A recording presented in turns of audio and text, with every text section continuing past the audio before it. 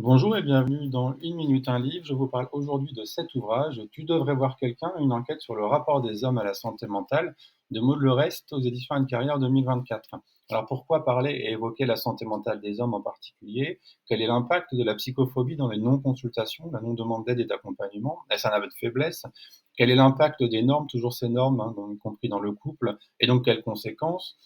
Pourquoi s'exclure finalement d'une démarche qui peut vous sauver et vous aider, même s'auto-exclure? Qu'appelle-t-on l'amitié dite masculine, les socialisations masculines? Consulter, est-ce que c'est une démarche au féminin? Enfin, voilà, un grand nombre de questions auxquelles vous trouverez des réponses dans l'ouvrage, par l'intermédiaire notamment de témoignages. Alors revenons quelques instants sur la psychophobie, et je vous lis les mots de Maud Lerest.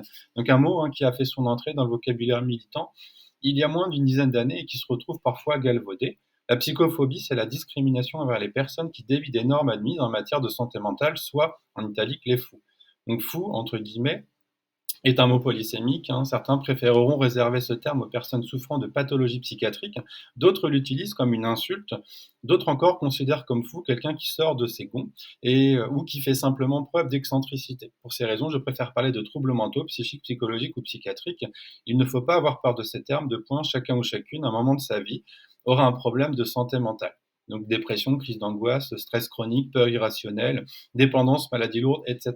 Donc en fait, cela pose vraiment le cadre commun finalement à tout le monde.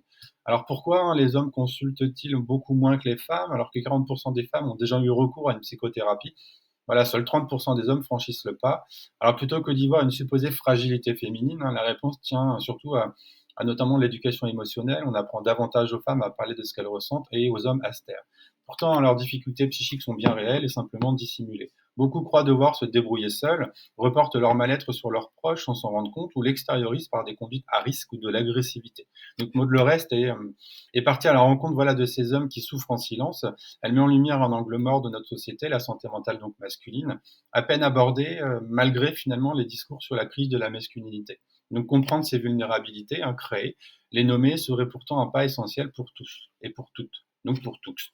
Je vous souhaite une très bonne lecture et à bientôt.